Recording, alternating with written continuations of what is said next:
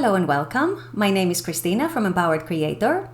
I am a mindset and conscious manifesting teacher and coach, and this is my YouTube channel.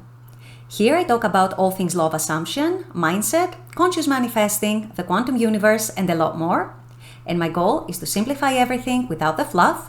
So if you guys like this content and you would like to see more of it, I would love it if you would subscribe to this channel, comment on this video, like it, share it, and stick around.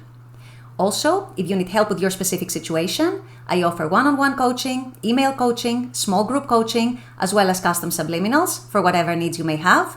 You may also want to check out my new mini course, Telepathically Connect with Your Specific Person. So if you're interested in any of these services, the links are below in the description box. Click on them and they're going to take you to my website. With all that being said, let's dive into today's video.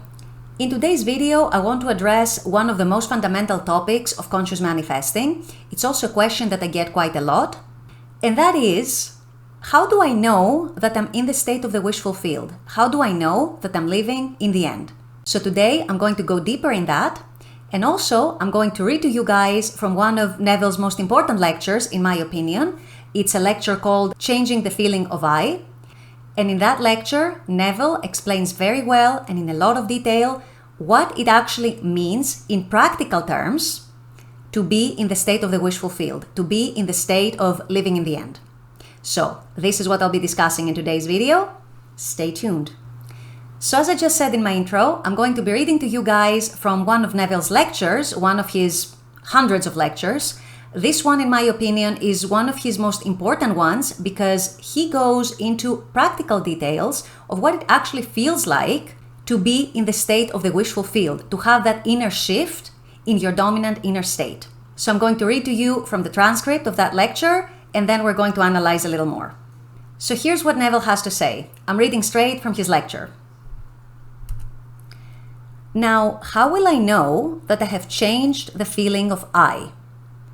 By beginning first with an uncritical observation of my reactions to life, and then noticing my reactions when I think I am identified with my choice.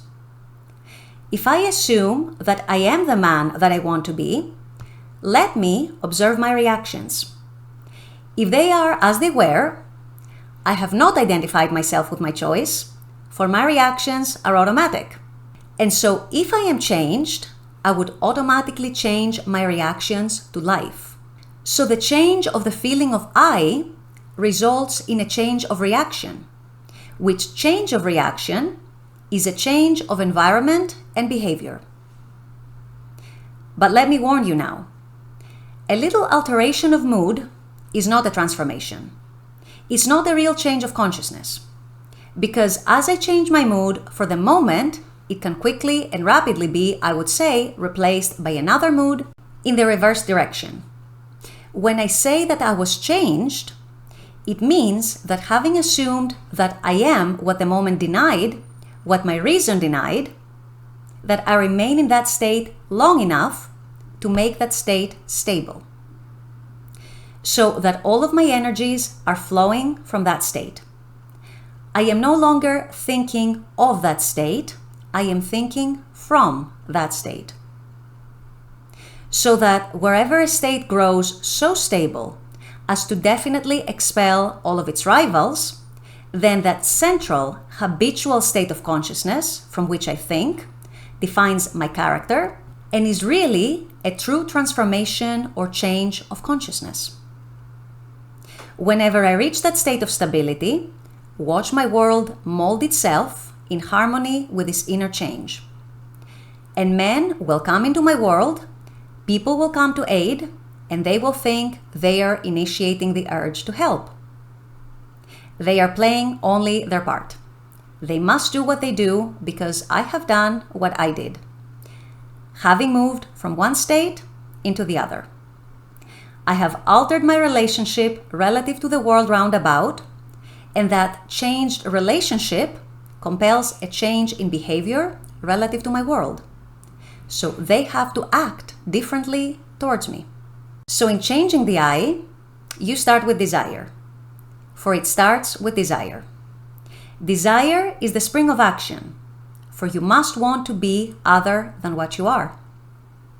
We fail because we do not fall in love enough with an idea. We aren't, I would say, moved enough to want to be other than what we are. If I could get you to be completely in love with some state, to the point where it haunted the mind, I could almost prophesy that you would, in the not distant future, externalize that state within your world. And the reason we fail, we aren't hungry enough to change.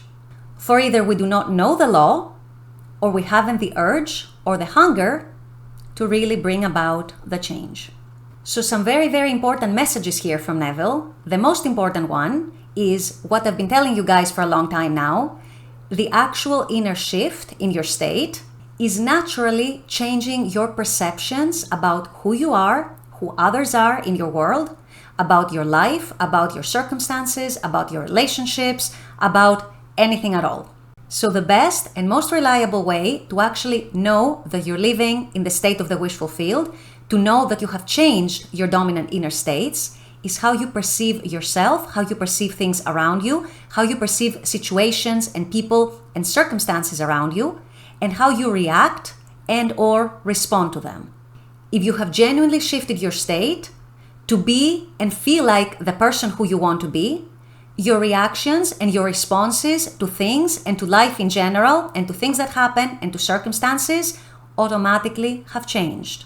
What Neville says here is if your reactions and your responses are the same as before, that means you haven't yet shifted genuinely into that new state of who you desire to be. Your reactions to life, your perspective, your perceptions, your expectations are going to feel naturally aligned with the new state that you are now occupying.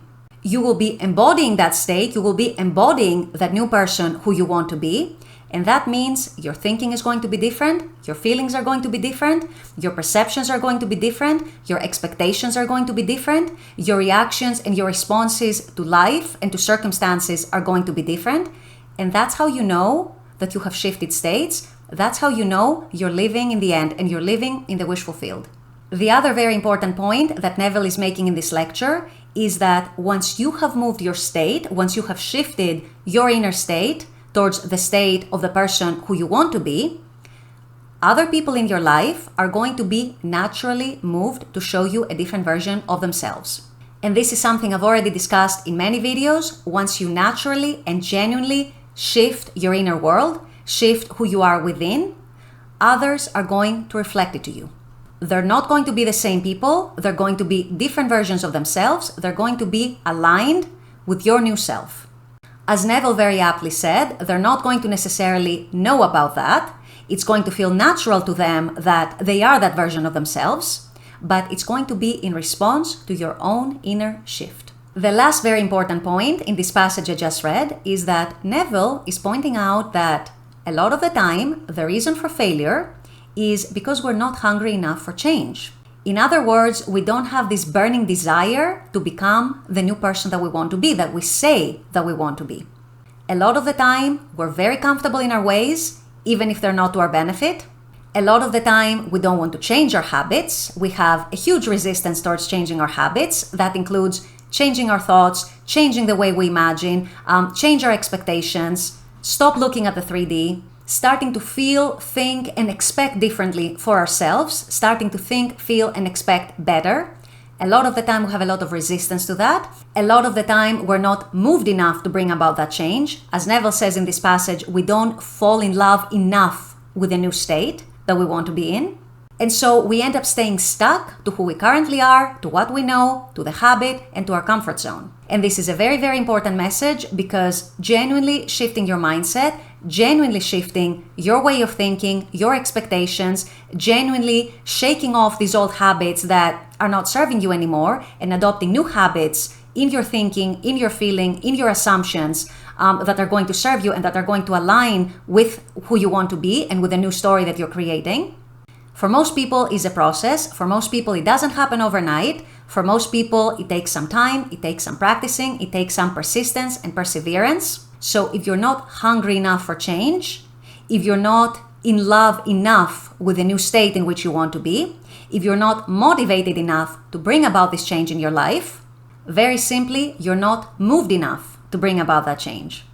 And so you stay double-minded, you never make that full shift into the new state and into your new reality, into being that new person who you want to be. And so the change is either you see hot and cold, or it goes back and forth, or it may not even happen at all. So these are some very important points that I want you all to keep in mind. Let me summarize once again. Number one, you know that you're living in your new state. You know you're living in your wish fulfilled. You know you're living in the end. If your perceptions towards yourself and towards the world have actually changed, and that is going to be reflected in your reactions and your responses to life and the world in general. Number two, once you have a genuine shift in state, that means you have genuinely shifted your perceptions, your expectations, your way of thinking, your way of viewing things, your way of looking at things. The world is going to reflect it back to you because it has no other choice but to do exactly that. That means other people as well, showing you different versions of themselves. Number three, in order to bring about that change, you need to be hungry for that change. You need to really want to, you need to have a burning desire to be that new person who you want to be. Otherwise, you're simply not motivated enough to stay consistent. I hope you take these very important points on board. I hope they help you clarify some things in your mind and hopefully improve your manifesting journey.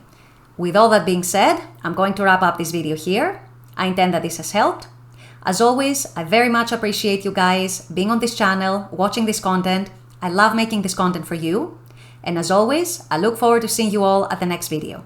Until then, take care and bye-bye.